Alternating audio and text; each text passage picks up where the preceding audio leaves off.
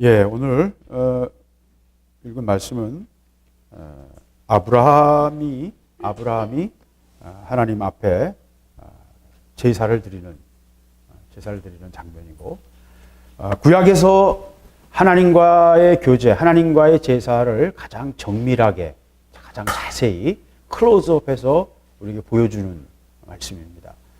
그래서 구약의 하나님의 백성들이 어떻게 하나님을 섬겼는지를 이렇게 잘 보여주고 있어요. 그리고 저는 이 말씀을 통해서 이 말씀을 주실 때 제게 주셨던 어떤 그런 그것은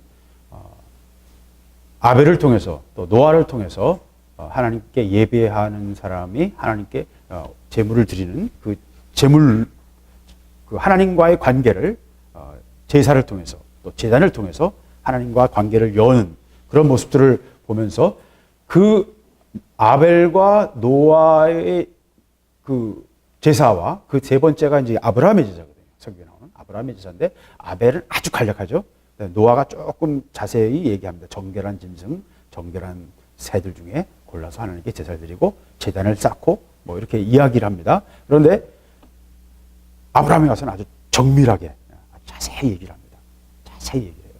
그래서 하나님의 뜻이 시간을 통해서 또 어떤 역사를 통해서 더 자세히 드러나는 것을 우리가 볼 수 있어요. 또 아브라함 자신도 그렇습니다. 아브라함의 자신의 신앙과 그 신앙 고백, 하나님과의 만남도 하나님과의 관계를, 교제를 계속 지속해 나가면서 점점 더 명확해지고 드러나고 구체적이 되고 아주 실제적인 삶의 문제로 드러나는 것을 볼 수 있습니다. 결국 그래서 하나님의 계시는요, 더 큰 그림으로 말할 때 예수 그리스도에게 이르기까지 온전한 계시이신 결론인 그 모든 것들이 결국 가리키고 있는 그 핵심은 예수 그리스도를 향해 가르치고 있는 것인데, 그 예수 그리스도를 향해 나아가기까지 하나님의 말씀을 통해서, 역사를 통해서 하나님의 뜻이 서서히 드러나고 있는 것입니다. 그리스도에게 가기까지 하나님의 뜻이 서서히 드러나는 거예요. 근데 그 중에 가장 명확하게 드러나고 있는 모습이 바로 아브라함, 오늘 읽어드렸던 우리 같이 읽은 아브라함의 이야기입니다. 오늘 이 말씀은 굉장히 길기 때문에 사실 이걸 다 얘기하려면 너무 길어지는 얘기가 되고, 그러니까 하나님과의 교제, 하나님과의 그 제사를 통해서 하나님이 어떻게 우리의 삶에 나타내시고 그의 뜻을 나타내시고 구체화시키시는가 하는 측면에서 좀 더 이렇게 포커스를 좁혀가지고 보겠습니다. 다른 건 이게 좀 이렇게 좀 너무 많은 얘기가 들어있으니까요. 분명한 것은 하나님과 올바른 관계를 가지려면 하나님 앞에 예배를 드려야 됩니다. 제사는 지금 이 시대 언어로는 예배입니다. 하나님의 이름을 부르고 하나님을 찬양하고 하나님께 합당한 예물을 가지고 나오는 것, 하나님을 향해 나아가는 것, 그게 예배입니다. 그래서 예배를 통해서 하나님과 올바른 관계를 가질 수 있습니다. 우리 그냥 인간관계는 그냥 가끔 전화하거나 카카오톡을 통해서 또는 뭐 만나면 또 뭐 악수도 하고 반갑다고 그러고 차도 한잔하고 식사도 하고 이런 식으로 인간관계를 할 수 있습니다만, 하나님과 관계는 그렇지 못해요. 하나님께 나아가는 자는 그분께 합당한 것으로 해야 돼요. 그래서 아벨이 하나님 앞에 제사를 드릴 때도 그는 첫 새끼와 기름을 드렸어요. 근데 나중에 우리가 레위기를 통해서 모세에게 하나님이 말씀하신 그 제사의 예법을 보면 그 예법대로 한 거예요.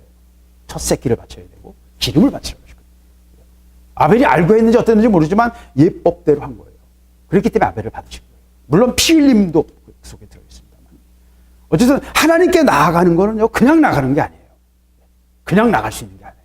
하나님의 거룩하심과 하나님의 그 선하심, 하나님 자신의 그 영광에 합당한 관계를 가져야 됩니다. 그래서 성경에서 하나님과 올바른 관계를 갖는 사람과 그렇지 못한 사람들의 삶을 우리는 명확하게 비교할 수 있습니다. 당장 아벨부터 가인과 아벨이 비교가 되죠. 하나님과 관계가 틀어지니까 결국 자기 형제를 죽이게 됩니다. 비교의식은 살인을, 형제를 죽이는 일이에요. 비교의식은 살인을 만듭니다. 이 시대가 왜 전쟁하는 줄 아십니까? 왜 전쟁해요?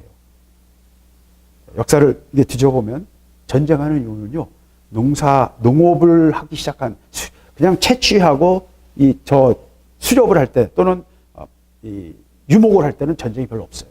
먹고 살기 바쁘. 전쟁을 하는 이유는요, 곡식을 쌓아서 농경을 해가지고 곡식을 쌓아서 잉여 농산물이 생길 때 전쟁을 합니다. 저기 쌓아놓은 게 많거든. 비교하면서 그것을 탐을 내면서 전쟁이 시작됩니다. 모든 전쟁은요, 비교와 탐심의 출발입니다. 부가 우리에게 좋은 걸 주지 않아요. 본질적으로. 여러분 지금 미세먼지가 너무 엄청나지 않습니까? 이게 왜 그런 줄 아십니까? 왜 그렇습니까? 본질이 뭡니까? 14억 중국인들이 우리처럼 살고 싶은 거예요. 집에서 전기 쓰고 냉장고 틀고 에어컨 틀고 하고 싶은 거, 우리가 그냥 정상적으로 우리가 당연히 생각하는 그 수준의 삶을 저들도 누리고 싶거든요. 왜 안 누리고 싶겠어요? 근데 돈이 없으니까 석유를 못 떼고 석탄을 떼니까 지금 이 엄청난 것이 20억 톤을 지금 내년 떼고 있거든요. 동북지방에는 지금도 아직도 추워요. 만주 북쪽은. 거기 계속 각 집마다 석탄을 떼고 난방을 석탄으로 하고 또 석탄으로 전기를 돌리고, 그게 지금 다 우리가 함께 고통받는 것입니다. 아마 우리의 삶은요, 지구를 중심으로 지구 전체 인류 전체로 하면 $10,000 정도예요. 지금 우리는 굉장히 너무 높이, 하나님 앞에서 너무 높이 사는 거예요. 지구 전체를 중심으로 지구인 전체가 한 사람 앞에 $10,000 정도를 써야 지구 전체 평균이에요. 우리 굉장히 높은 걸 알아요. 한국 굉장히 생활 수준이 높은 겁니다. 예, 우리 지금 $30,000고요. 실제로 구매로 보면 $30,000보다 더 많아요. 우리 한국이 훨씬 더 여러 가지 면에서 전 세계 사람들이 와서 한국에서 다 놀래니까요. 여기는 미래가 여기 와 있다. 이렇게 얘기해요. 예. 한국은 모델 국가거든요. 예. 한국에서 모든 걸 실험합니다. 그래서 제일 먼저 그 출생률이 제일 낮아진 나라가 되고요. 예. 페미니즘도 굉장히 강력하고요. 아직 LGBT는 좀 약합니다만은, 그러나 아주 엄청나게 퍼지고 있고요. 지금 에이즈가 굉장히 많이 퍼지고 있는데도 그걸 쉬쉬하고 있어요. 예. 심각합니다. 이제 군대에서 에이즈가 퍼지기 시작합니다. 시작이에요. 의도적으로 하고 있는 거예요. 어쨌든 여러 가지 얘기를 했습니다만은, 하나님과 올바른 관계를 갖지 못할 때 우리는 엉뚱한 길로 갈 수밖에 없어요. 그 올바른 관계의 출발이 뭐예요? 올바른 예배입니다. 올바른 제사, 올바른 예배가 올바른 관계의 출발입니다. 모든 하나님의 사람들은 다 그렇습니다. 그랬을 때 아브라함은, 우리가 잘 아는 것처럼 아브라함은 오늘 말씀에 아브라함은 이 하나님의 명령을 듣고 하나님의 음성을 듣고 갈대아 우르를 떠나서 내가 내게 지시할 땅으로 가라 명령을 받았습니다. 그래서 그 명령을 따라 그는 갈대아 우르를 떠났어요. 하나님 말씀을 따라갔죠. 그리고 내가 내게 지시할 땅으로 가라니까 불확실성으로 간 겁니다. 어디로 가라 하신 게 아니에요. 내가 내게 지시할 땅으로 가라. 불확실성으로 하나님의 음성을 듣고 계속 가야 되는 거예요. 그렇게 갔을 때 우리가 잘 아는 것처럼 그의 조카 롯이 따라갔다가 둘이 같이 살 수 없게 되니까 분리했다가 롯은 소돔과 고모라 근처에 갔다가 소돔과 고모라가 전쟁에 휘말릴 때 포로로 잡혀가게 됩니다. 그래서 아브라함이 롯을 구하기 위해서 자기 주변에 헤브론 주변에 있던 그 마므레 에스골 이런 동맹한 사람들, 이 동맹이라는 말은 그 당시 공권력이 없으니까 서로 부족들이, 그 주변 부족들이 서로 내가 공격받으면 서로 돕자 하는 서로 그런 협동체제, 집단 안보 체제, 쉽게 말하면 지금도 국가 간의 집단 안보 체제라는 걸 하고 있지 않습니까? 나토, 그러면 나토 한 나라만 공격해도 나토 30개국이 다 덤벼들기, 29개 국가가 다 덤벼들기. 집단 안보 체제. 그런 집단 안보 체제를 그 아브라함이 혼자 살기 너무 위험하니까 그 주변 사람들과 그런 집단 안보 체제를 갖춘 거예요. 아브라함의 그만큼 리더십이 영적으로 많은 사람들에게 존중받고 존경받는 사람이었다는 것이죠. 그렇기 때문에 그 주변에 있던 사람들 318명과 함께 자기 그 조카 롯을 구하러 갔습니다. 그랬을 때 네 왕이 모인 연합군, 적어도 2만 명 정도 이상 됐을 거라고 생각하는데, 그런 연합군을 318명을 가지고 밤에 기습해가지고 그들을 다 파했어요. 그리고 다 롯과 함께 그 모든 포로로 잡힌 자들을 구해냈습니다. 굉장한 승리였죠. 바로 그런 승리가 지난 다음에 지금 이제 15장 1절에 하나님이 환상 중에 나타나셔서 말씀하시는 거고, 그 환상을 통해서 이 말씀하심을 통해서 이 뒤에 나오는 모든 이야기들을 끌어가신 것입니다. 그래서 지금 길게 얘기했습니다만은 아브라함이 네 왕과의 싸움에서 그들을 기습해서 승리한 다음에 지금 얘기해요. 근데 아브라함은 두려워하고 있었어요. 두려워하지 말라. 내가 네 방패다. 왜 두려워할 수밖에 없을까요? 창세기 14장에 나오는 시딤 골짜기 전투는 역사상 기록된 전쟁에 대해서 기록한 것 중에서 제일 오래된 것 중에 하나입니다. 굉장히 여기 뭐 자세한 묘사는 적지만 어떤 왕들과 싸웠다. 어디서 싸웠고 이동 경로가 다 나타났어요. 전사에서 제일 오래된 전쟁 기록 중에 하나입니다. 물론 이전에 BC 2700년, 요거는 이제 한 2000년경이고 지금 이 얘기는 BC 2700, 이거보다 한 700년 전에 엘람이라는 나라, 여기 나오는 엘람이 그 엘람이에요. 지금 페르시아 지역에, 이란 지역에 있는 그 엘람입니다. 그 엘람 왕국과 수메르하고 전쟁한 이야기가 수메르의 기록에 있어요. 그래서 전쟁의 최고 기록은 2700년, BC 2700년인데 이건 한 2000년경에 지금 시딤 골짜기 전쟁 이야기가 나오는 겁니다. 그랬을 때 엘람 왕은 그돌라오멜이라는 엘람 왕은 어떤 사람이냐면 아브라함이 우르를 떠날 수밖에 없었던 이유가 바로 그 그돌라오멜의 엘람이 주변 나라들과 함께 힘을 모아서 수메르를 공격했어요. 그 당시 수메르는 유브라데스의 지배적인 이집트처럼 굉장히 지배적인 아주 뛰어난 문명이었습니다. 근데 그 문명 도시인 우르를 엘람이 공격해가지고 파괴한 거예요. 그 이후로 우르는 회복되지 못했습니다. 그랬을 때 그 당시 강대국이었던 이 우르와 그 주변의 수메르의 여러 나라들을 엘람이 지배하고 있었어요.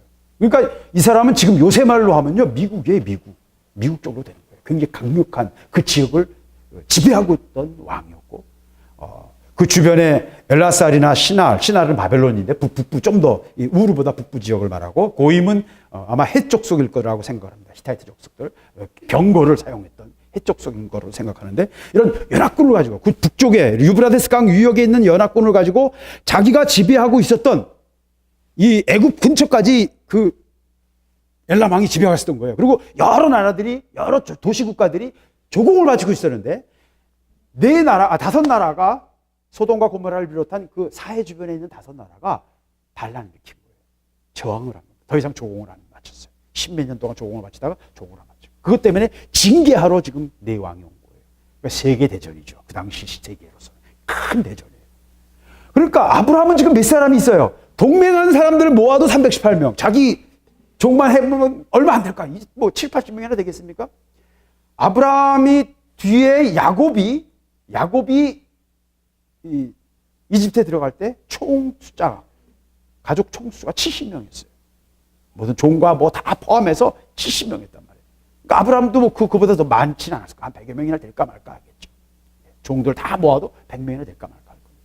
그러니까 아브라함 들어올 수밖에 없죠. 그돌라오멜은 지금 강대국이에요. 그 지역을 지배하고 있는 지배적인 국가였단 말이에요.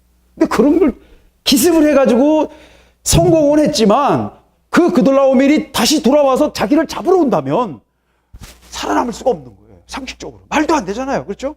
그건 두려워할 수밖에 없는 거예요. 그건 지극히 정상적인 것입니다. 그때 하나님께서 너는 두려워하지 마라. 나는 네 방패다. 그리고 내가 네 지극히 큰 상급이다. 이건 무슨 말씀입니까? 소돔 왕이 재물을 주었을 때 모든 노력한 것들을 다 네가 가져가고 사람만 내게 다오 했을 때 아니다. 다 돌려줬거든요. 하나님 바로 그 아브라함의 처신을 지금 의식하면서 하신 말씀이죠. 내가 너의 상급이다. 약속하시면서 아브라함을 북돋우시는 것입니다. 그랬을 때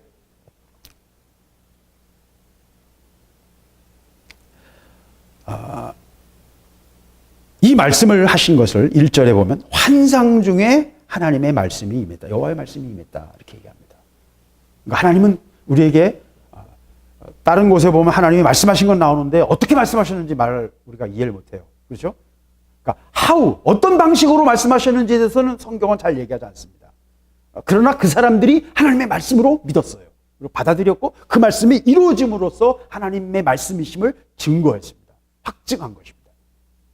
그런데 오늘 여기 말씀 보면 환상 중에 말씀하셨다 이렇게 말씀하셨죠.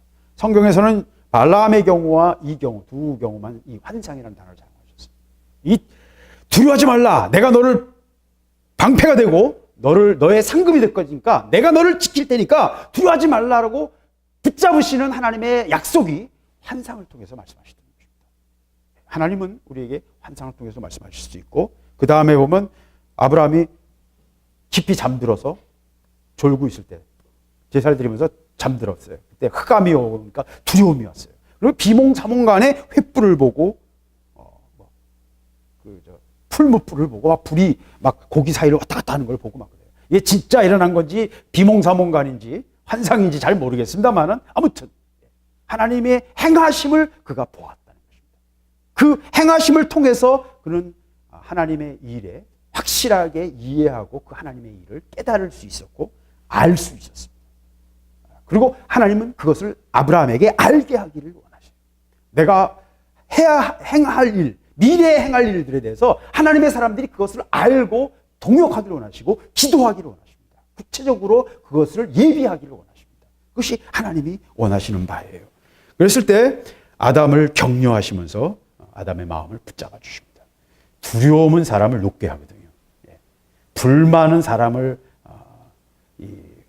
흔들어서 마음을 뭐라 그럴까요? 부글부글 끓게 한다 그러면 두려움은 높게 해요. 사람이 그 마음이 굳세게 설지를 못합니다. 두려워하는 마음에 마귀가 역사하거든요.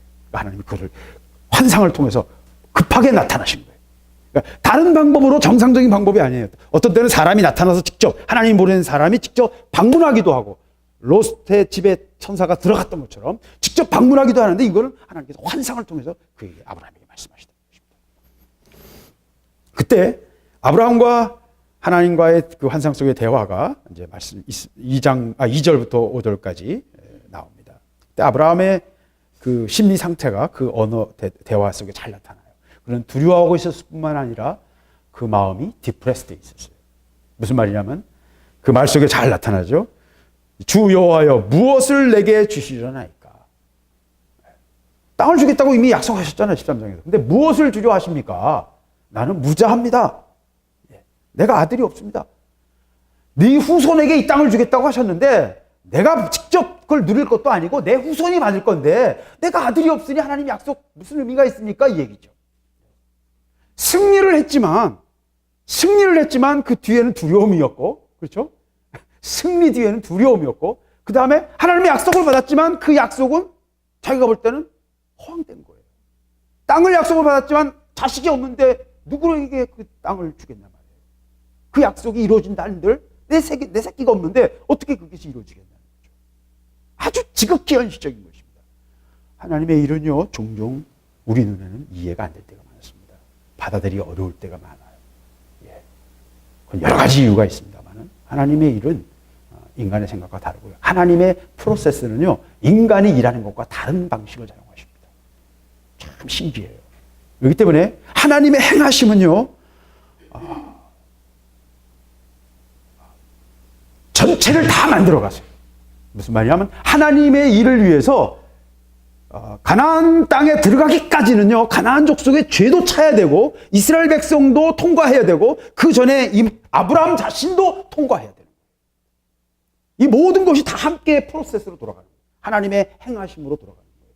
하나님의 일을 알아도 아브라함이 순종하지 않으면 이스마엘 낳고 앉아있으면 하나님의 일이 일어나지 않아요. 엘리에셀이나 내가 붙잡겠습니다. 맨 처음에는 롯이 아버지가 없는 조카니까 롯이 아브라함을 아버지 전따랐고 아브라함도 새끼가 없으니까 조카인 롯을 귀히 여기고 또 아브라함이 떠나갈 때 같이 따라왔어요. 롯은 하나님 말씀을 받은 자가 아니에요. 하나님은 롯과는 결국은 갈라지게 됐어요. 그의 자녀가 되지 않으면, 그 권위 안에 온전히 들어가지 않으면 결국은 동거할 수 없어요. 갈라집니다. 엘리에스, 오늘 말씀에도 나오지만 내가 자식이 없으니까 엘리에스를 내 후사로 삼겠습니다 라고 얘기하는 거예요. 자조적인 표현이고 아브라함의 뭔가 디프레스되고 우울한 마음을 우리가 읽을 수 있어요. 당연하지 않습니까? 약속은 받았는데 자기 눈에 볼 때 이 약속이 시행될 가망성이 없단 말이에요. 새끼가 없는데 내 자식이 없는데 어떻게 내 후손에게 주겠냐 이 말이죠. 그래서 하나님 말씀이 그에게 임했습니다. 불평 속에 말씀이 임했어요. 여러분 하나님 앞에 솔직해야 됩니다. 솔직해야 돼요. 솔직해야 돼요. 무서워서 솔직하지 못할 때가 많아요. 저도 솔직하지 못할 때가 가끔 있는데 자꾸 그냥 미사려고만 하고 싶을 때가 있죠. 근데 내 마음이 솔직해야 돼요. 진실해야 돼요. 진실무망해야 돼요. 헛소리 하면 안 됩니다. 입에 발린 소리 해봐 그거 아무 의미가 없어요. 하나님 앞에서. 내 마음 있는 그대로 그리고 진실무망해야 돼요. 망령됨이 없어야 돼요. 어쨌든 아브라함의 그 영적인 현재 상태를 디프레스되고 두려워하고 약속은 받았지만 그 약속이 이루어질 것 같지는 않고 그냥 짬뽕이에요. 지금 막 그냥 혼합돼서 막 부글부글 끓고 있는 그런 모습이었습니다. 그때 하나님께서 그에게 말씀하십니다. 그 사람은 너의 후사가, 엘리에셀은 너의 후사가 아니다. 내 몸에서 난 자라야 내 후사가 될 것이다. 이삭이 오기까지 롯과 엘리에셀과 그다음에 여러분이 아신 것처럼 이스마엘을 통과하죠. 그죠? 네 몸에서 나야 된다 그러니까 또 하갈을 들여가지고 이스마엘을 만들잖아요. 예, 이스마엘 통과한 다음에 이삭이 나와요. 그걸 다 갈라내십니다. 하나님이 계속 갈라내세요. 우리가 하나님의 일에 온전하게 쓴다는 거는요, 아브라함을 아브라함을 훈련시키시고 다루시듯이 우리 자신이 온전히 다루어져서 하나님의 일에 사용되어질 수 있을 때까지, 훈련될 때까지 우리를 이끄세요. 비전은 주시지만 그 비전은 작은 점이고요. 아직 구체가 되지 않습니다. 그러나 우리가 변화되면 변화될수록 그 비전이 더 명확해집니다. 오늘도 많은 여러 가지 하나님의 일들이 명확하게 드러나지 않습니다. 그러나 주어져도 아무 의미가 없어요. 왜? 실행할 수 없으니까. 이스마엘을 통해서 이 약속은 이루어지지 않아요. 엘리에셀을 통해서도 이루어지지 않아요. 인간적인 방법으로 하나님의 일을 하시지 않습니다. 하나님은 하나님의 정하심이 있어요. 거룩하심이 있고요. 하나님의 일하는 방식이 있어요. 그렇기 때문에 하나님의 정하심과 그 뜻에 합하지 않으면 하나님은 돌아보시지 않습니다. 그게 거룩이고 그게 정결이에요. 아버지의 뜻에 맞춰야 돼요. 어쨌든 하나님은 그렇다고 야 네가 알아서 찾아와 이렇게 하시지 않고요. 토닥토닥거리시고요. 위로해 주시고요. 아버지의 마음을 저는 이 모습 속에서 읽을 수 있어요. 하나님이 얼마나 인자하신 분인가를 이 말씀 속에서 계속 보여줍니다. 저는 제가 광야 생활을 하면서 아버지가 나에게 얼마나 선이 행하셨는가를 저는 고백하지 않을 수 없어요. 나 같으면 두들겨 패가지고 막 그럴 것 같은데 그래도 참 많이 봐주시고요. 선이 대하시고요. 참 예, 하나님 정말 그러신 분이에요. 이 아브라함을 다루시는 분이 바로 우리를 다루고 계신 거예요. 그러면서 그를 이끌고 나가서 하늘을 우러 묵별을 셀 수 있나 보라. 그에게 이르되 네 자손이 이와 같으리라. 저 지난번에도 그런 얘기를 했습니다만 하나님은 논리나 개념으로 말씀하시기보다는 행동 예언하시길 좋아하시고요. 사물과 직관적으로 그냥 바로 알 수 있는 명확한 사실, 드러나는 명확한 사실을 통해서 말씀하시길 좋아하세요. 예수님도 비유가 항상 그랬잖아요. 생생한 비유였어요. 하나님 나라는요, 개념을 통해서 전달되지 않습니다. 개념은 인간의 뇌 속에서의 이야기일 뿐이에요. 인간의 언어로 뭔가를 묘사하는 게 개념이에요. 개념이 실제가 아니에요. 그건 플라톤이 이미 잘 알았죠. 노자나 장자가 그걸 잘 알았습니다. 개념과 실제는 전혀 다른 거예요. 여러분이 보이는 세상은요, 이 세상이 진짜가 아니라 여러분은 지금 여러분 뇌 속에서 영상을 보고 있는 겁니다. 눈으로 들어오는 세상의 정보를 내 뇌가 지금 뇌 안에 그 시각을 다루는 그 부분이 있어요. 거기서 지금 이거 틀듯이, 영상을 틀듯이 재해석해서 트는 거예요. 그래서 실제로 눈에 들어오는 정보는 렌즈를 통과하면서 빛이 뒤집히거든요. 거꾸로 보여요, 다. 거꾸로 보이는데 지금 뇌가 그걸 돌려가지고 해석하는 거예요. 조금만 실험해보면 금방 알 수 있어요. 초점 맞추는 실험 같은 거 몇 가지 실험해보면 우리가 해석하고 있다는 걸 금방 알 수 있어요. 세상은 이것이 실제가 아니라는 것입니다. 개념이 실제가 아니에요. 우리 그걸 자꾸 속아요. 뭔가를 아는 것이 그것에 이르는 것이 아니에요.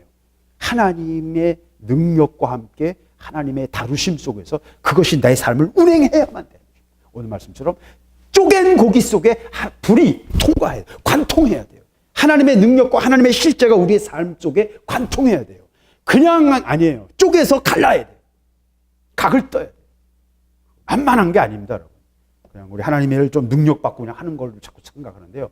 우리가 무슨 자꾸 우리 한국 사람들은 그런 게 좀 있어요. 도사 개념이 있어요. 그래서 능력받는 건 무슨 도사가 능력받아가지고 무슨 도술 부리는 그런 개념으로 자꾸 접근하려고 해요. 우리 한국 사람들이 너무 그 속에 젖어 있기 때문에. 그렇지 않아요. 하나님 나라는 그런 종교하고는 거리가 멉니다. 엄청난 능력이 역사하는 것, 능력이 없는 것은 하나님 나라가 아닙니다. 말이 있지 않고 하나님 나라는 능력이 있거든요. 그러나 능력의 어떤 비법을 전수받아서 그것을 행사하는 것으로 자꾸 착각한다는 거예요. 전혀 그런 거 아니에요. 전혀 그런 거 아니에요. 하나님의 임재하심. 그 순간순간 하나님의 임재하심이고 임재하심 떠나면 우리 또 개털이에요. 그것은 내 것이 아니고요. 나와 상관이 없어요. 하나님의 능력에 나타나심일 뿐이에요. 그랬을 때 아브라함에게 별을 보여주시면서 네 후손이 저 별과 같을 것이다. 네가 별을 셀 수 있냐? 이 우주의 별은 엄청 많습니다, 여러분. 이 태양, 우리가 있는 은하계에만 한 2천억 개 이상, 어떤 과학자들은 4천억 개라고 하기도 하고. 그리고 우주에는 이런 은하계가 또 한 1,000억 개 이상 있어요. 그러니까 1,000억 곱하기 1,000억 정도는 있다는 거예요. 10의 22승 정도 있다는 얘기죠. 그건 세지 못합니다. 절대로 셀 수 없죠.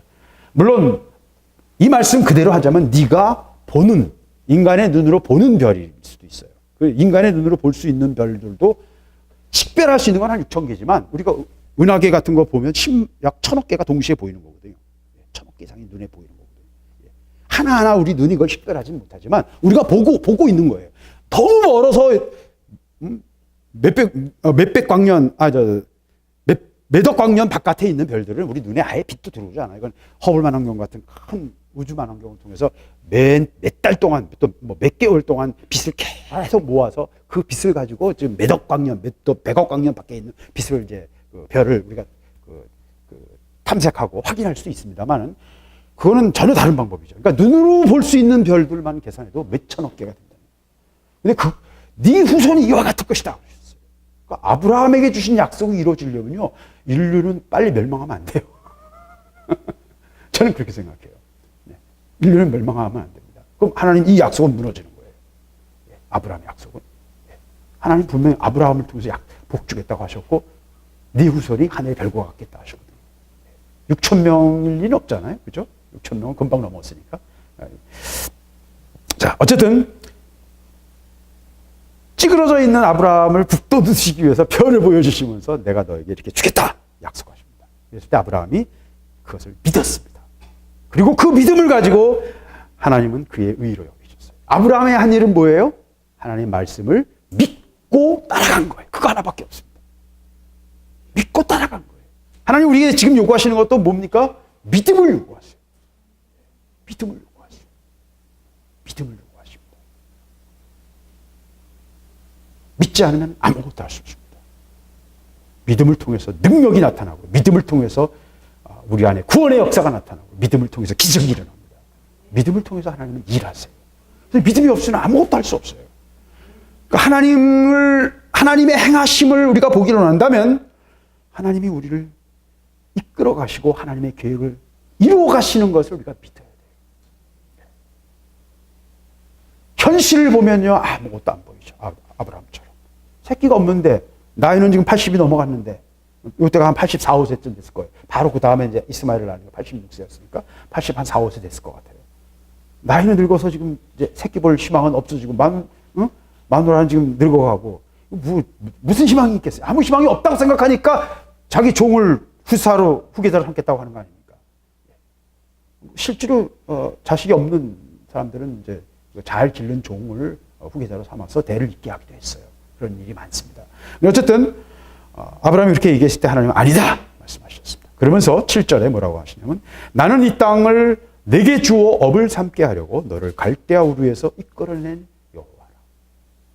하나님 자기 자신을 이야기할 때 내가 너를 갈대아 우르에서 이끌어내서 너를 이 땅이 너의 업이 되게 하기 위해서, 목적이 거기에 있는 거예요. 이 땅이 너의 업이 되게 하기 위해서 너를 갈대아 우르에서 이끌어낸 여호와다. 자기 자신을 그렇게 규정하십니다.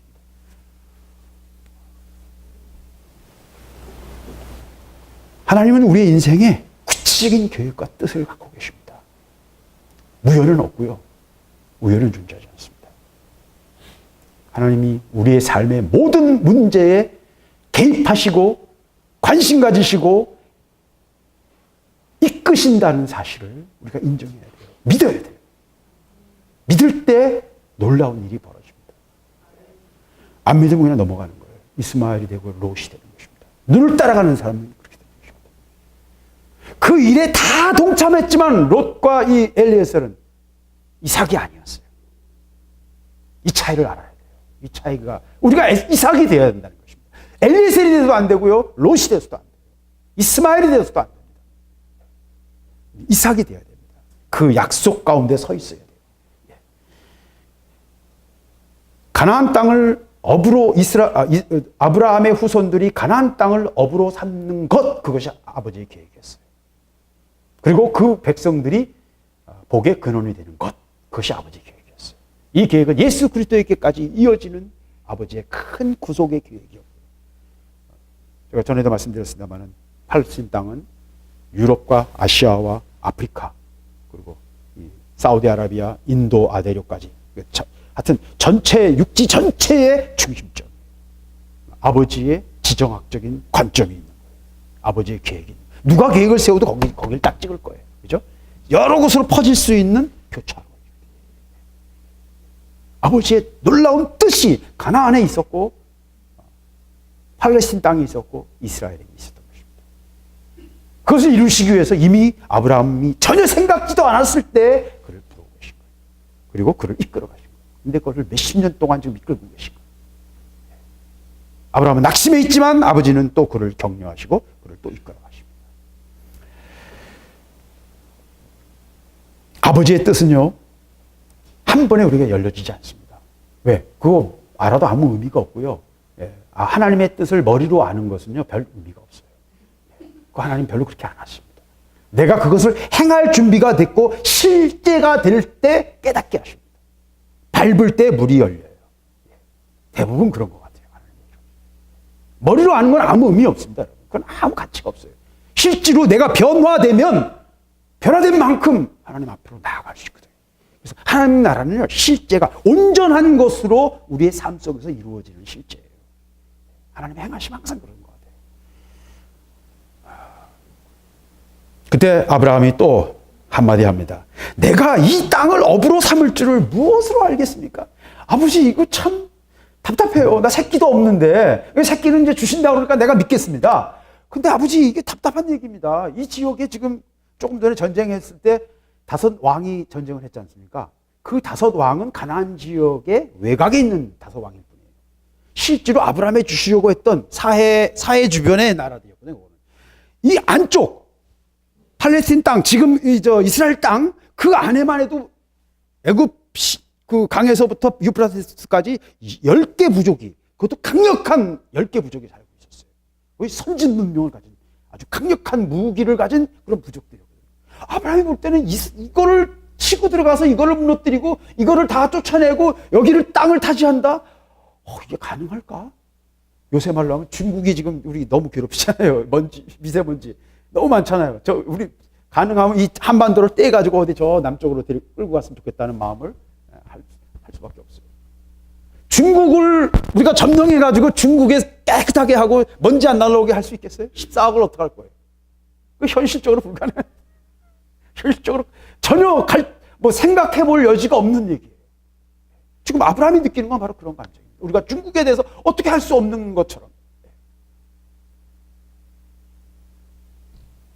내가 이 땅을 업으로 삼을 줄을 내가 어떻게 알겠습니까? 나 안 믿어집니다. 이 얘기예요. 안 믿어집니다. 이게 어떻게 이런 일이 일어날 수 있습니까? 이제 그런 얘기죠. 그때 하나님이 아브라함에게 뭘 얘기하십니까? 국제 정세와 각국의 취약점을 브리핑하시는 게 아니라 가서 암염소와 수양과 산비둘기를 가져오라 말씀하셨어요. 하나님은요, 참 희한하시죠? 제사를 드리라는 거예요, 제사를. 능력은요, 올바른 예배에 있습니다. 능력은 올바른 예배에 있어요. 우리가 변화되고 우리가 하나님과 올바른 관계를 가지려면 올바른 예배를 드려야 됩니다. 3년 된 암소. 아까 말씀드린 것처럼 노아 시절에 노아 예배 드릴 때는 정결한 짐승을 드렸다고 그랬죠. 근데 그게 좀 더 구체화됐어요. 3년 된 암소. 3년 정도 되면 암소가 3년 정도 되면 이제 새끼를 수태할 수 있는 20대 초반이에요. 쉽게 말하면.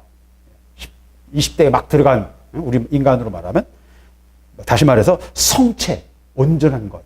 뭔가 어떤 면에서 부족함이 없는 온전한 것, 구분된 것을 하나님은 원하세요. 그것이 하나님의 거룩하심이에요. 우리는 거룩하심이 뭔지 잘 몰라요. 전혀 그것이 어떤 방식인지도 몰라요. 우리가 아는 현실 세계와 너무 다른 것이기 때문에 설명할 수도 없고 우리가 그걸 이해하기도 어렵습니다. 그런데 분명한 것은 그것은 온전한 것이에요. 온전한 것. 그리고 구분된 것이고요. 그리고 하나님과 올바른 관계를 갖기 위해서는 우리가 계속 얘기하는 것처럼 피 흘림이 필요하고요. 대가가 필요합니다.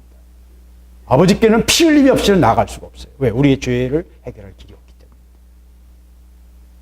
예수 그리스도의 피를 가지고 보혈을 가지고 나가지 않고서는 단 한순간도 하나님 앞에 설 수 없습니다. 그것이 오늘 이 말씀이 재물이 우리에게 말해주는 바입니다. 우리는 죄를 의식할 필요는 없지만 어느 순간도 십자가의 보혈에서 벗어나 있으면 안 됩니다. 그리고 보혈 안에 있다는 것이 무엇을 의미하는지 내 삶 속에서 체득돼야 돼요. 이건 말로 설명할 수 없는 것입니다. 어쨌든 우리는 보혈 안에 거해야 돼요. 은혜 안에 거해야 돼요. 피가 우리를 덮어야 돼요. 그랬을 때 취하라는 말은 잡으라 이게 잡으라. 생명을 뺏어가지고 제물로 만들라 얘기입니다. 취하고 그리고 그것을 각을 떠서 쪼개가지고 서로 맞대하라. 하나님께 드려지는 제물은요 쪼개야 됩니다. 쪼개는 뿐만 아니라 제물에 따라서는 각을 떠가지고 다 발라내서요 기름만 또 골라내고 똥은 똥대로 껍질은 껍질대로 다 또 버리기도 하고요. 제사에 따라 다 다른 어떤 예법이 있습니다. 근데 어쨌든 그냥 드리는 건 없어요. 똥과 함께 통째로 드리는 건 없다는 거예요. 그대로 받으시지 않아요. 하나님은 쪼개기를 원하십니다. 우리 지난번에도 말씀드렸습니다만 하나님의 말씀은 살아있고 능력이 있고 좌우에 날 쓴 어떤 것보다도 예리해서 우리를 찔러 쪼갭니다. 관절과 골수를 쪼개고 우리의 혼과 영을 쪼갭니다. 우리의 욕망을 쪼개고 우리의 정욕을 쪼개고 우리의 야망을 쪼개고요. 하나님 앞에 다 쪼개져야 돼요. 쪼개지지 않고 그냥 갖고 들어가는 것은 하나님 받으시지 않아요. 많은 하나님의 사람들이 쓰임받다가도 무너지는 이유가 여기에 있어요. 이 정도는 하나님이 봐주신 걸로 자꾸 생각해요. 그거 아니에요. 일이 급하면요 우리가 부족해도 가끔 그냥 잡아 쓰세요. 그거를 가지고 그냥 이 정도가 하나님의 커트라인이다라고 생각을 해요. 죄가 차면 하나님이 몽둥이질 하시거든요. 아모리족 속에 죄가 아직 관영하지 않아서 너희가 400년 기다려야 된다 하는 말씀하신 것처럼 하나님의 때가 있거든요. 하나님이 또 쓰실 때도 쓸만한 사람으로 하나님이 택하실 때도 그 사람을 보세요. 달아보세요 계속. 그런데 급하니까 잠깐 쓰실 수도 있어. 그런데 그거 가지고 하나님의 기준을 자꾸 낮추려고 해요. 아니에요. 그렇죠. 하나님은 계속 요구하시고요. 내가 고집하는 내 문제, 내 야심, 내 어떤 기질, 내 어떤 성격, 또 내가 가진 어떤 것들 때문에 하나님의 일이 자꾸 왜곡되고요. 오염되거든요. 그래서 하나님 자꾸 거부하시는 겁니다. 그것이 견디다가 안 되면 하나님 엎어버리시는 거예요. 그게 이스라엘이었고요. 많은 하나님의 종들이 그랬습니다. 그래서 쪼개야 됩니다. 갈라내야 돼요. 계속해서 자기를 갈르지 않으면 하나님 앞에서 계속 자기 자신과의 싸움을 싸우지 않으면 예배를 통해서 하나님 말씀을 통해서 자기 자신을 쪼개야 돼요. 갈라내야 돼요. 영과 혼이 분리돼야 돼요. 내 속에 숨은 뜻이 드러나야 돼요. 내 야심과 내 생각과 내 계획이 드러나야 돼요. 갈르면 하나님이 갈르시길 원하시는 이유가 바로 거기 있습니다. 속에 들어있는 것을 드러내기를 원하시는 것입니다. 그때 이 모든 것을 해놓고서 하나님 앞에 제물로 딱 바쳤을 때 아직 불을 펴서 막 태워드린 게 아니에요. 그냥 놔둔 거예요. 그랬을 때 솔개가 와서 그 시체가 있으니까 먹을 게 있으니까 당연히 이제 시체 뜯는 솔개들이 이렇게 빙빙 돌다가 이제 내려오려고 하죠. 그때 아브라함이 쫓아냅니다. 하나님의 일을 하면요, 영적 대적이 항상 있습니다. 마귀가, 사단이 공격을 합니다. 길가에 떨어진 씨앗을 새가 와서 주워 먹듯이 마귀가 공격해요. 근데 이 마귀의 공격은요, 깨어있으면요, 허이허이 하면 쫓을 수 있어요. 마귀의 공격은 별거 아니에요, 사실은. 쏘기는 작아요. 근데 잠들다가 헛발질을 하면 그때는 진짜 낭패를 당할 수가 있어요. 크게 고통받고요. 크게 낭패를 당하고요. 어려움에 처할 수밖에 없습니다. 별거 아니에요, 마귀와의 싸움은. 정체만 확실하게 보면요, 그냥 손으로 쫓을 수 있는 게 마귀와의 싸움이에요. 드러내기만 하면 돼요. 드러내면 빛 가운데서 그것들은 다 드러나고요. 그런데 잠들 때, 깜빡깜빡 할 때 이제 문제가 커지는 것입니다. 해질 때 아브라함이 깊은 잠든 중에 흑암이 임함으로 아브라함이 두려워했다. 이렇게 말합니다. 12절. 잠들었습니다. 그때 캄캄함이 임함으로 그 마음이 또 두려워졌어요. 앞에도 그 전쟁 후에 승리한 그 전쟁이었지만 대적들의 그 강성함을 생각할 때, 자기의 연약함을 생각할 때 두려울 수밖에 없죠. 근데 이번에는 캄캄함 속에서 졸다가 어둠이 오니까, 흑암이 오니까 두려운 마음이 그 속에 또 다시 들어왔습니다. 그때 여호와께서 아브라함에게 말씀하십니다. 이게 비몽사몽인지 이게 꿈인지 환상인지 뭐 설명할 수 없죠. 그냥 졸고 있는 중에 그냥 하나님 말씀하신 거예요. 비몽사몽이에요. 환상일 수도 있고 꿈일 수도 있고. 여호와께서 아브라함에게 말씀하십니다. 너는 정령이 알라. 하나님의 뜻을요, 하나님이 우리가 확실하게 알기를 원하십니다. 정령이 알라는 것은 확실히 알아라. 확실히 알아라. 하나님의 뜻을 우리는 확실히 알아야 돼요. 알기를 구해야 되고요. 그 뜻을, 아버지의 계획을, 아버지의 전략, 아버지의 모략을 우리가 성취하는 자가 돼요. 그래서 그 뜻을 이해해야 되고요. 그 뜻을 알아야 돼요. 근데 아까 말씀드린 것처럼 머리로 아는 게 아니라 그것은 단순히 머리로 아는 게 아니에요. 믿음으로 와닿아야 되고요. 실체로 와야 되고요. 아브라함이 믿었더니 그것을 의로 여기신 것처럼 하나님의 약속은 단순한 것 같지만 그 속에는 엄청난 거예요. 단순히 이삭인 줄 알았고 후손인 줄 알았는데 그 이삭이었고요. 모리아 산을 통과해야 되는 거였고요. 그 실체는 뭐예요? 결국은 예수 그리스도. 복의 근원이었어요. 그죠? 복의 근원은 예수 그리스도죠. 그러니까 그 아브라함 한 사람의 약속 속에 얼마나 많은 깊은 것이 들어있었습니까? 하나님의 전체가 다 한 약속, 후손이라는 한 단어 속에 하나님의 약속이 그 놀라운 하나님의 모든 계획이 다 들어있는 거예요. 하나님의 말씀은 그렇게 깊이가 있는 입체적인 것입니다. 그러니까 그거를 머리로 이해한다는 건 불가능해요. 왜? 시대를 초월해서 엄청난 시대의 차이가 있고 어떤 넓이, 역사적인 규모 이런 것들을 다 인간의 머리가 그걸 감당할 수가 없어요. 강아지가 컴퓨터를 이해할 수 없는 것처럼. 절대로 이해할 수 없습니다. 인간은 하나님의 세계를, 하나님의 뜻을 완전히 이해하는 건 불가능해요. 다만 내가 하나님 앞에서 쓰임받는 부분에 있어서 하나님의 일이 이루어지길 바라고 하나님의 행하심을 내가 그 속에서 할 수 있는, 내가 해야 될 일들에 대해서 내가 명확해져야 된다는 것입니다. 오늘 말씀처럼 정령이 알아, 확실히 알라 이거예요. 알기 위해서 찾아야 됩니까? 연구해야 됩니까?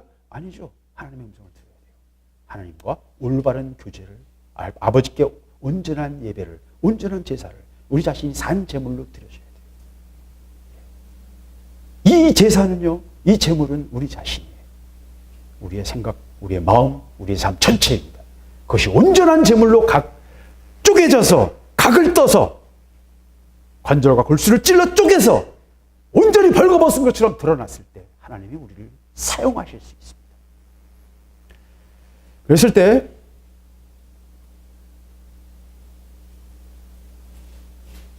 내 자손이 이방에서 계기돼서 그들을 섬기겠고 그들은 400년간 내 자손을 괴롭게 하리니. 이스라엘 백성들이 애굽에 가서 400년 동안 살게 될 것을 예언하십니다. 미래의 일을, 이루어질 일들을 아브라함에게 알게 하시고 하나님은 하나님의 백성들에게, 하나님의 사람들에게 알게 하시길 원하세요. 친구, 의논할 상대를 원하세요. 의논이라고 해야 될지는 모르겠지만 아무튼 함께 할 사람들을 원하세요. 내 친구 아브라함을 모르게 하겠냐. 하나님은 우리를 찾으세요. 근데 우리가 왕왕 우리 문제에 얽매여가지고 하나님 비몽사몽이어서 이게 제정신이 아니니까 취해가지고 뭐에 취했던 취해가지고 세상에 취했던 뭐 술에 취했던 뭔가에 취해가지고 잠에 취했던 비몽사몽이라 이게 자꾸 뭐 물어봐도 헛소리하고 우리 그런 상태예요. 영적으로. 하나님은 의논 상대를 원하시고요. 마음을 나누기를 원하십니다. 아브라함에게 지금 대하시는 걸 보세요. 400년 뒤에 일어날 일들에 대해서 그 아브라함에게 말씀하십니다. 맨 처음 주셨던 말씀은 네 후손이 내가 내게 큰 민족을 유게 하겠다. 내 후손이 엄청난 숫자로 많은 숫자로 셀 수 없는 숫자로 내 후손을 복되게 하겠다. 복의 근원이 되게 하겠다. 하는 추상적이고 굉장히 단순한 말이었습니다. 그러나 그 말씀이 이제 여기 와서는 이스라엘 민족이 어떤 나라에 들어가서 400년 동안 살게 될 것이다. 그런데 거기서 나올 때는 큰 재물을 얻을 것이다. 여기서 빠졌지만 또 하나가 더 중요한 게 뭐가 있어요? 거기서 큰 민족을 이룰 것이다. 하나님의 역사는요, 놀라운 것입니다. 한번 생각해 보세요. 이건 뭐 아주 쉽게 생각할 수 있는데, 팔레스타인 주변은요, 굉장히 황량한 지역, 스텝 기후. 1년에 500mm 이상 비가 안 와요. 농산물이 안 자랍니다. 그 지역에서 많은 사람이 자랄 수가 없어요. 그 중근동에서 사람이 자라고 문명이 나왔던 것은 유프라테스 강 유역과 애굽이에요. 두 군데 외에는 다 조그만 도시들일 뿐이에요. 작은 도시들일 뿐이에요. 거기서 큰 민족을 이룬다는 건 불가능합니다, 사실은. 다 작은 고만고만한 작은 민족들일 뿐이에요. 근데 이스라엘이 큰 민족을 이룰 수 있었던 것은 어떻기 때문입니까? 애굽에 들어갔기 때문입니다. 애굽은 하나님의 못자리였어요. 하나님의 못자리였어요. 애굽에 들어가지 않았으면 절대로 이스라엘 민족은 그렇게 큰 민족을 이룰 수 없었습니다. 더 놀라운 것은 어디서 불러내셨어요? 유프라테스의 우루에서. 우루는 수메르의 마지막 우루 사망조가 마지막 왕조거든요. 우루에서 그 나라가 엘라메에서 멸망했을 때 망명계로 나라를 잃은 아브라함을 불러내셔가지고 가나안 땅을 오게 하시고. 그리고 다시 그들이 망하니까 어디로 가요? 바벨론으로 또 가요. 그죠? 포로로 바벨론으로 갑니다. 이 두 강 사이에서 하나님이 일하고 계세요. 그리고 하나님이 주셨던 모든 말씀들 속에 있는 개념들과 언어와 거기 속에 들어있는 것들은 다 그 바벨론, 이 유프라테스, 수메르 문명, 그 이후에 여러 문명들에서 만들어진 개념들과 언어와 여러 철학과 그 풍습과 이런 것들. 함무라비 법전이 또는 우루 남무 법전이 구약에 있는 모든 이야기 법전에 다 못해야 합니다. 잠언은 애굽의 잠언하고 우리 잠언하고는 한 절반 정도는 다 같은 말이에요. 이게 무슨 말입니까? 하나님이 주시기 말씀하시기 위해서는 그것을 받아들일 틀이 필요했어요. 하나님 그걸 그렇게 택하신 거예요. 저는 하나님의 놀라운 손길을 여기서 봐요. 바울이 동쪽으로 가려고 그랬어요. 저는 바울이 이사야 41장, 46장을 알았다고 생각합니다. 물론 당연히 알았죠. 동쪽에서, 북쪽에서, 해 뜨는 곳에서 뭔가가 있다는 거는 알았어요. 자꾸 글로 가려고 해요. 계속 글로 가려고 그래요. 근데 하나님이 서쪽으로 두세요. 한번 생각해 봅시다. 12제자가 전 세계로 흩어졌어요. 아프리카로 간 제자도 있고, 인도로 간 제자도 있고, 쫙 그 당시 중동 주변에 여러 지역이 다 흩어졌어요. 그래서 그들이 다 복음을 전했는데, 어디가 살아남았습니까? 바울이 전한 서방에서만 기독교가 살아남았어요. 인도에서는 그냥 인도 속에, 지금도 기독교가 있어요. 근데 우리하고 너무 많이 다른. 중국에도 경교로 들어왔어요. 그러나 거의 불교 속에 그냥 흩어져 버렸어요. 미륵 개념이나 불교 불교 안에 여러 가지 개념들, 예를 들면 관세음보살 있죠? 여성. 관세음보살이 원래는 남성이었어요, 고대에는. 이게 여성화돼요. 마리아 사상, 경교가 들어오면서 마리아 사상이 들어오면서 그게 변화됩니다. 불교에도 혼합돼 버립니다. 인도에 들어가서도 혼합돼 버려요. 왜? 이게 그걸 설명하기 참 어려운데, 이걸 설명하면 또 많은 얘기를 해야 되지만, 아무튼 하나님은 바울이 인도 쪽으로 가는 걸 원치 않으셨어요. 반대로 가셨어요. 하나님의 섭리입니다. 그게 지금 현대 기독교가 만들어진 것입니다. 많은 서구 문명으로 만들어진 기독교가 많은 문제가 있지만 다른 것이었다면 훨씬 더 혼탁한 것이죠. 그 당시에 야만인이었던 게르만족들, 라틴인들, 로마 사람들을 하나님 통해서 그 헬레니즘 문명 속에서 만들어진 철학과 그 언어의 틀 속에서 기독교를 그 바울이 만든 텐트와 같은 신학, 바울이 만든 이 하나님 나라 가면 우리가 명확하게 알게 되겠지만 이 땅에서 뭔가 설명하는 바울이 만든 텐트 속에 서구 기독교가 들어간 거예요. 근데 이디오피아에도 가고 이집트에도 가고, 이집트는 물론 이제 서구 기독교하고 연결돼서 콥틱 기독교라고 해서 그건 뭐 우리가 거의 비슷합니다만은 인도나 이런 다른 쪽에 들어갔던 기독교들은 다 혼합돼 가지고 용해돼 버립니다. 하나님의 섭리는요, 인간의 생각으로 설명할 수 없는 놀라운 것이 그 속에 숨어 있어요. 이것도 우리가 이해되는, 제가 이해되는 만큼만 설명한 것뿐이에요. 하나님은 더 깊은 것이 그 속에 있음을 저는 알아요. 우리를 통해서 일하시려는 것도 역시 그런 비슷한 면이 있습니다. 왜 일본이 아니고 왜 중국이 아니고 한국인가? 그거는 왜 가나안인가 하고 비슷해요. 왜 가나안인가 하고 비슷해요. 그 속에 하나님의 계산이 있고, 이스라엘을 가나안을 택하셨던, 가나안 땅에 대해서 관심을 가셨던 것과 많이 비슷한 어떤 흐름이 그 속에 있어요. 뭐 나중에 우리가 또 하나님 기회를 주시면 말씀을 나누도록 하죠. 어쨌든 이스라엘 사람들은요, 태어나기도 전에 자기들의 운명이 400년 전에 이미 결정됐어요. 조상을 잘 만나야 돼요, 그죠? 예, 근데 조상을 자기가 택할 수 없잖아요. 우리 던져지니까. 예. 분명히 그런 게 있습니다. 자기가 결정할 수 없는 어떤 하나님의 섭리, 그걸 뭐 예정이라고 말하건 운명이라고 말하건 뭐라고 표현하건 뭐 모르겠어요. 그러나 우리가 어떻게 할 수 없는 이미 정해진 것이 있다는 거예요. 그것을 지금 아브라함과 하나님과의 대화를 통해서, 그 계시를 통해서 하나님은 나타나시고 선포하시고 그리고 또 이루시는 것입니다.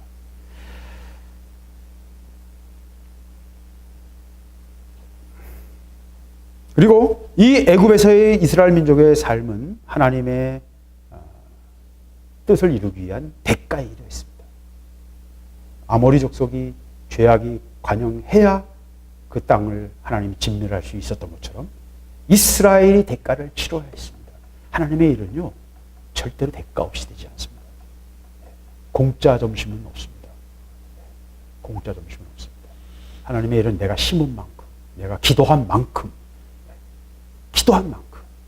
정원을, 예쁜 정원을 가꾸기를 원하면 계속 뼈배태 속에서 그 정원을 다듬어야 돼요. 내가 하나님 앞에서 영적으로 올바른 정결함을 원한다면 그만큼 내가 내 마음을 쏟고 기도하고 중심을 들이고 하나님을 향해 가져야 되는 것입니다. 대가를 지불해야 돼요. 그래서 하나님은 이들이 알기도 전에 스스로 대가를 지불하도록 그들의 운명을 만드신 거예요. 많은 고통 속에 있는 하나님의 사람들이, 저는 송명희 자매의 경우도 비슷한 경우인데, 제가 군대 오기 전에 그 자매, 우리 주찬양 선교단에 같이 이제 찬양을 하면서 그 자매의 곡을 가지고 찬양을 여러 개 했거든요. 뭐 그 이름이라든지 하여튼 많아요.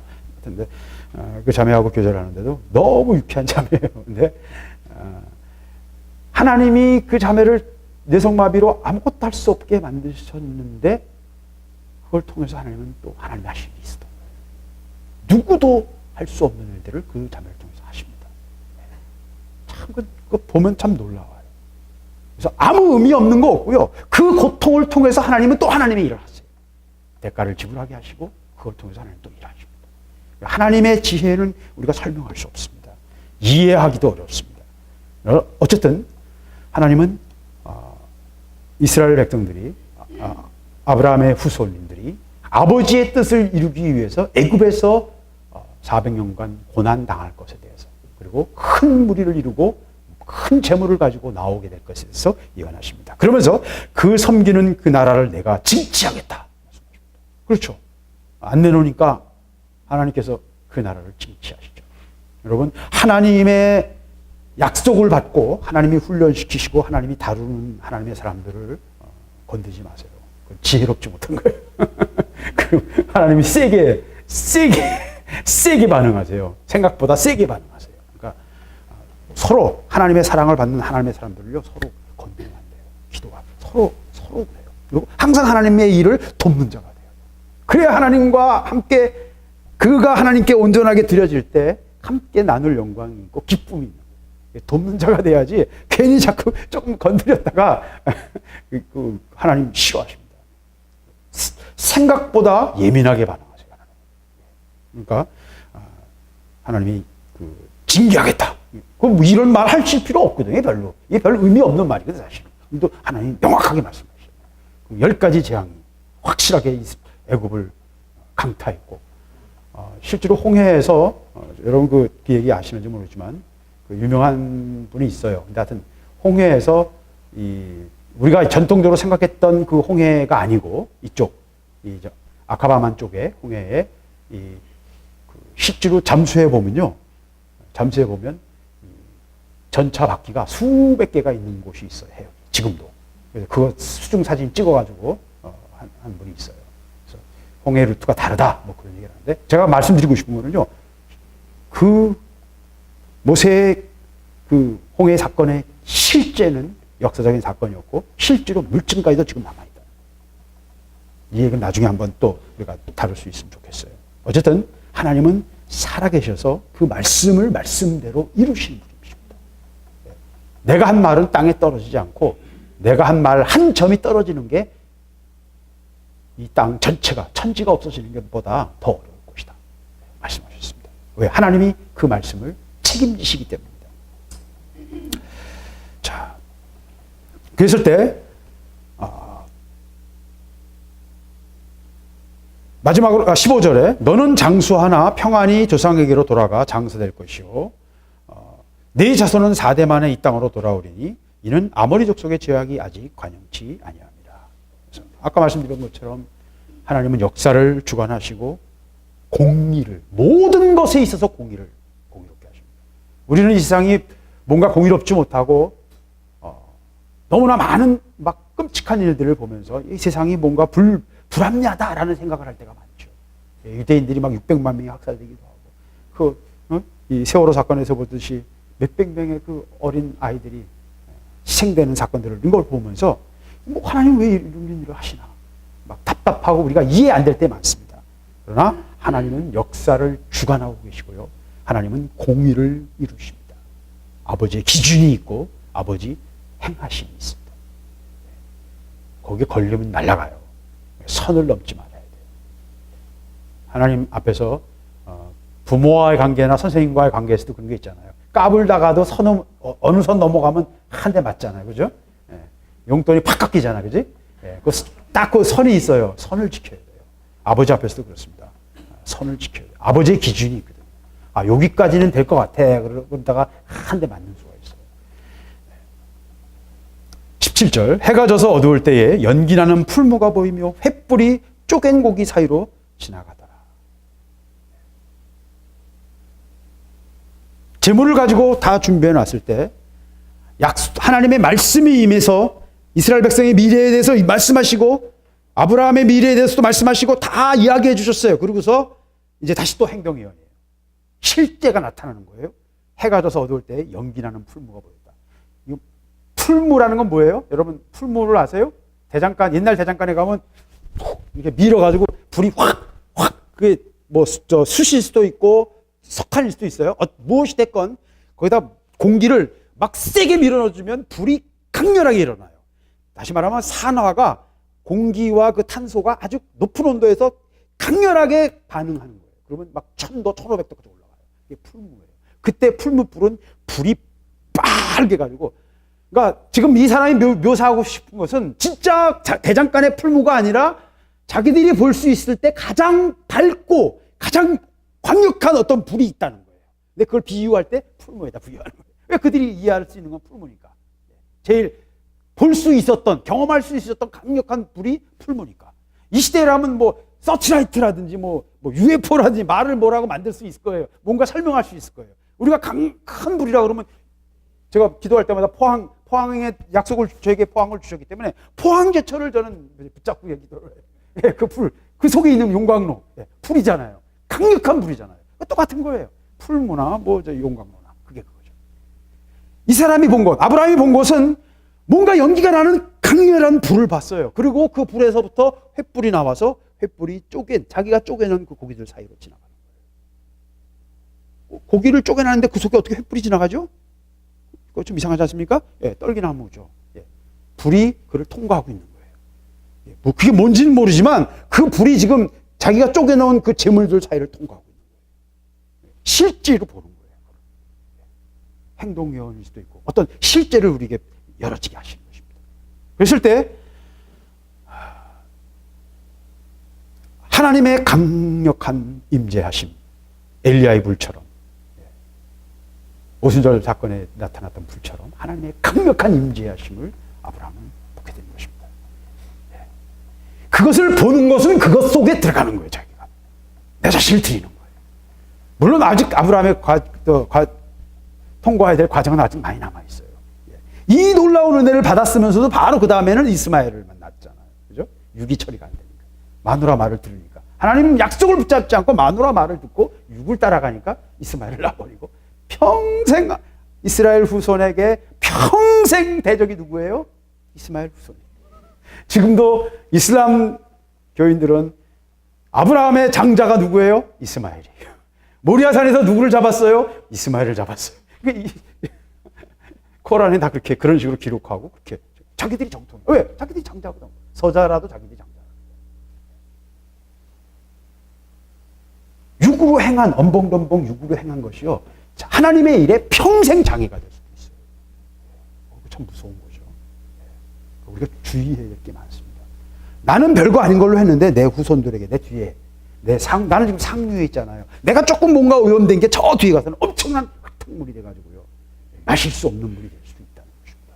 하나님의 일은요, 사람의 생각으로 말할 수 없는 것입니다. 제가 맨날 얘기하는 건 치약, 이빨 닦으려고 치약을 열심히 닦았더니 그 작은 플라스틱 알갱이가 지금 플랑크톤들을 죽이고 있고요. 바닷물에서 산소가 점점 산소 생산량이 점점 줄어들고 있어요. 점점 여러분 숨쉬기 어려우실 겁니다. 안 그래도 뭐 이미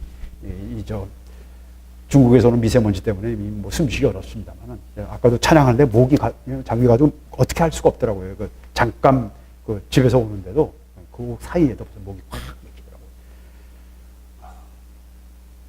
작은 어떤 것이요, 작은 어떤 불순종, 그것도 불순종이 아닐 수도 있어요. 그냥 아무 생각 없이 하는 행동들이 엉뚱한 결과를 가져올 수 있다는 것을 늘 생각을 해야 됩니다. 근신해야 됩니다. 마음의 근신을 해야 돼요. 그랬을 때 하나님이 행하시는 그 행하심을 통해서 마지막 도장을 찍습니다. 불로 임재하셔서 그 재물을 받으시는 것입니다. 그것은 곧 자기 자신을 아브라함 자신을 받으시는 것이죠. 그러면서 18절 이날에 여호와께서 아브라함으로 더불어 언약을 세워 가라사대 내가 이 땅을 애굽 땅에서 그 큰 강 유브라데까지 네 자손에게 준다. 참 같은 말을 하나님 되게 많이 반복하시네요. 그죠? 같은 말을 똑같은 말을 계속 반복하세요. 이 왜 반복하신 줄 아세요? 안 믿으니까 반복. 안 믿거든요. 믿어줘야 이게 하나님도 일하시거든요. 안 믿으면 하나님도 일 못하세요, 여러분. 예수님이 안 믿으니까 하는 기적을 자기 고향에서 하나도 행하시지 못했어요. 조롱하고 있었거든요. 믿음이 없이는요, 일을 못하세요. 그 비밀이에요, 하나님 나라 비밀입니다.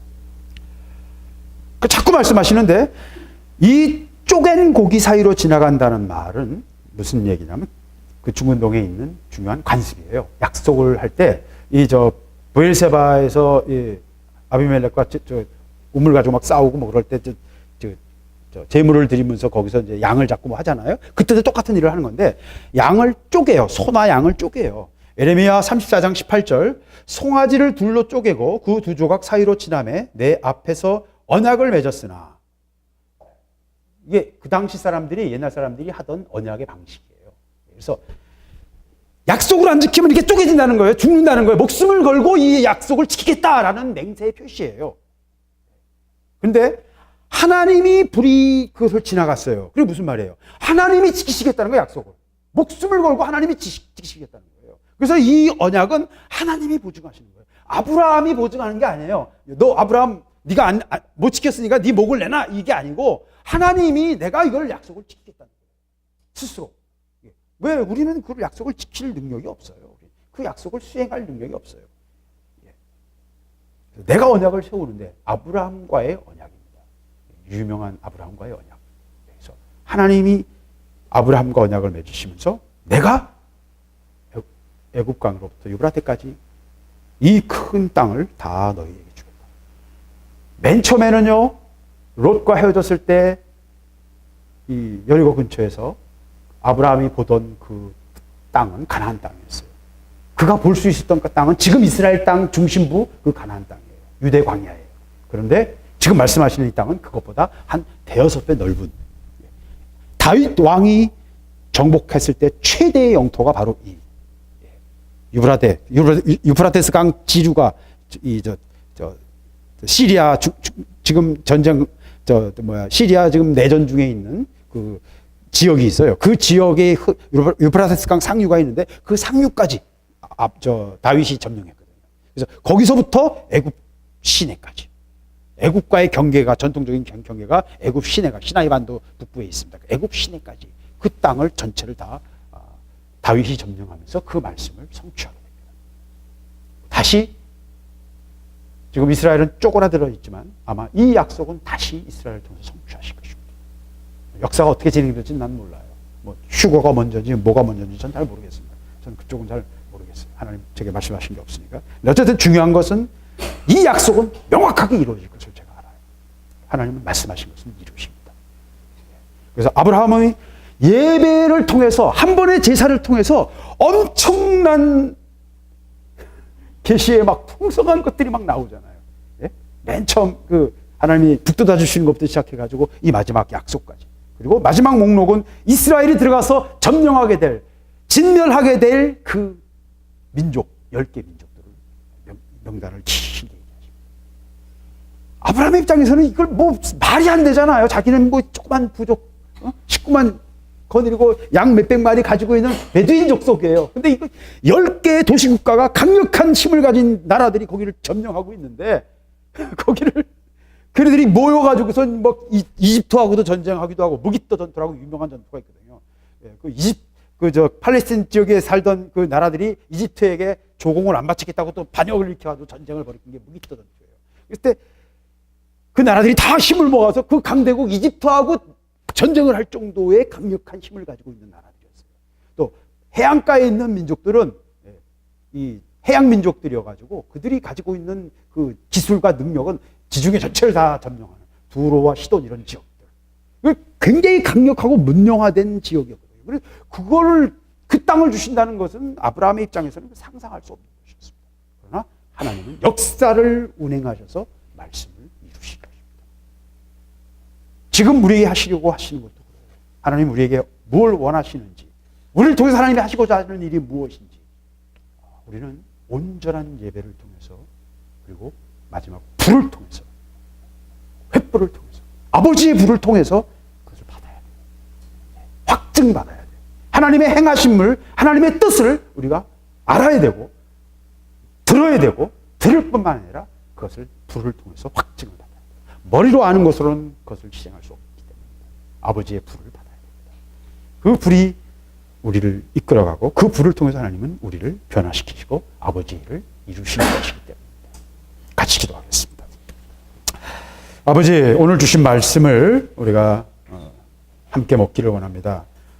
너무 많은 이야기이기 때문에, 너무 많은 내용이기 때문에 우리가 이걸 다 먹기 참 어렵습니다. 그러나 한 번의 예배와 아버지와의 교제를 통해서 아버지의 놀라운 은혜와 아버지의 다루심과 아버지의 계시를 받으며 자기 후손의 미래를 바라보며 또한 놀라운 약속을, 가나안 땅 유대 광야를 바라보며 했던 그 약속이 이제 애굽강에서 유브라데까지 그 넓은 지역으로 확대되는 아버지의 놀라운 약속을, 아버지와의 언약을 아브라함이 치러내는 것을 보면서, 아버지, 이 놀라운 은혜에 우리가 들어가길 원하며, 아버지, 우리를 향하신 아버지의 뜻이 우리 경양교회와 응답기도원을 통해서 아버지가 이루시기를 원하시는 아버지의 뜻을 우리가 알기를 원하며, 아버지의 행하심과 아버지의 작전계획을 우리가 알기를 원합니다.